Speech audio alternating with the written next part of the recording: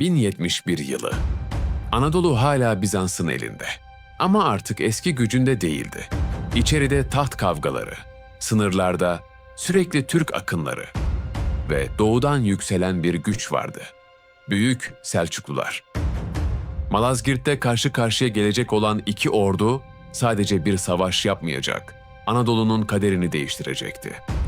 Malazgirt, bugünkü Muşil'in kuzeyinde Van Gölü'ne yakın bir ovaydı. Doğudan gelen yolların Anadolu'ya açıldığı kritik bir geçiş noktası. Yani burası sıradan bir savaş alanı değildi. Doğudan gelen bir gücün Anadolu'nun içlerine ilerleyebilmesi için geçmek zorunda olduğu kapıydı. Bu yüzden Malazgirt'i kontrol eden, sadece bir şehri değil, Anadolu'nun doğu kapısını kontrol ediyordu. Türkler Anadolu'ya o güne kadar birçok kez girmişti. Ama bunlar kalıcı değildi. Akınlar yapılıyor, sonra geri dönülüyordu. Fakat zamanla bir şey değişti. Bizans zayıflıyordu. Sınırlarını koruyamıyor, iç isyanlarla uğraşıyordu. Üstelik Anadolu'daki halkın bir kısmı da Bizans yönetiminden memnun değildi. İşte tam bu dönemde Selçuklu Sultanı Alparslan doğudan batıya doğru ilerlemeye başladı. Artık hedef sadece akın yapmak değildi. Anadolu'yu yurt haline getirmekti. Türkler Anadolu'ya sadece fetih için gelmedi. Aslında bir zorunluluk vardı. Orta Asya'dan başlayan göçler, artan nüfus ve otlak ihtiyacı Türkleri batıya doğru itiyordu. Selçuklular için Anadolu sadece bir hedef değil, yaşanacak yeni bir yurt arayışıydı.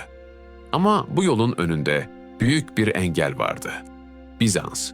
Türkler Anadolu'ya serbestçe yerleşemiyordu. Çünkü Bizans bu toprakları kontrol ediyor ve sınırlarını korumaya çalışıyordu. Yapılan akınlar aslında bu savunmayı yoklamak içindi. Ama kalıcı olmak için tek bir şey gerekiyordu. Bizans ordusunu açık savaşta yenmek. Malazgirt işte bu yüzden kaçınılmazdı. Bu savaş olmadan Anadolu'ya yerleşmek mümkün değildi. Bizans bu durumu durdurmak zorundaydı. Tahta geçen İmparator Roman Diyojen büyük bir ordu topladı.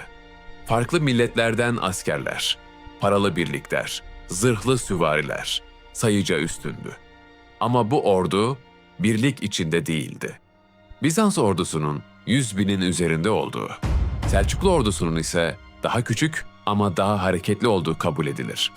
Sultan Alparslan'ın ise tamamen süvarilerden oluşan, hızlı, disiplinli ve tecrübeli birlikleri vardı. Ancak savaşın kaderini sayı değil, taktik ve disiplin belirledi. Ve en önemlisi aynı amaç için savaşan bir ordu. 26 Ağustos sabahı Malazgirt Ovası. Alparslan askerlerinin karşısına üzerinde beyaz bir elbiseyle çıktı. Bunu bir zırh değil, mesaj olarak seçti. Bugün ya zafer kazanacağız ya da şehit olacağız. Askerlerin morali yükseldi. Karşı tarafta ise Bizans ordusu. Sayı üstünlüğüne güveniyordu. Onlara göre bu savaş çoktan kazanılmıştı. İlk hamle Selçuklulardan geldi. Atlı birlikler hızla ilerledi, oklar yağmaya başladı. Bizans ordusu düzenini korudu. Ve sonra beklenmedik bir şey oldu. Türkler geri çekilmeye başladı. Bu bir kaçış gibi görünüyordu. Roman Diyojen bu anı fırsat sandı. Ordusuna ilerleme emri verdi. Ama bu savaşın kırıldığı andı. Türkler geri çekildikçe Bizans ordusu daha da içeri girdi. Düzen bozulmaya başladı. Ağır zırhlı askerler yoruluyor. Mesafe uzuyordu. Ve tam o anda Türk ordusu aniden yön değiştirdi. Sağdan, soldan ve arkadan saldırdılar. Hilal kapanmıştı. Bu sırada okçular birlikleri sürekli destekliyordu. Bizans ordusunda panik başladı. Komuta zinciri koptu. Ve en kritik an, Bizans ordusunda paralı asker olarak bulunan bazı Türk birlikler, savaşın en kritik anında Selçuklu tarafına geçti. Bazıları ise savaş alanını terk etti. Artık savaşın sonucu belliydi. Kısa süre içinde Büyük Bizans ordusu dağıldı. Kaçmaya çalışanlar çevrildi. Direnenler yok edildi. Ve İmparator Roman Diyojen esir düştü. Bu Bizans için büyük bir yıkımdı. Malazgirt zaferi tek başına Anadolu'yu fethetmedi. Ama çok daha büyük bir kapıyı açtı. Artık Bizans, Anadolu'nun doğusunu savunamaz hale geldi. Bu da Türkler için şunu mümkün kıldı. Akınlar kalıcı yerleşime dönüştü. Türkmen boyları Anadolu'ya yerleşmeye başladı. Beyliklerin temeli atıldı. Ve en önemlisi, Anadolu artık sadece girilen bir yer değil, kalınan bir yurt haline geldi. Malazgirt'i önemli yapan şey, Türklerin Anadolu'ya geçmesini mümkün kılan ilk büyük kırılma noktası olmasıydı.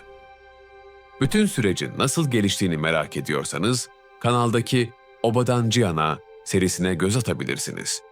Bu videoyu beğendiyseniz, beğenmeyi ve yorum yapmayı unutmayın.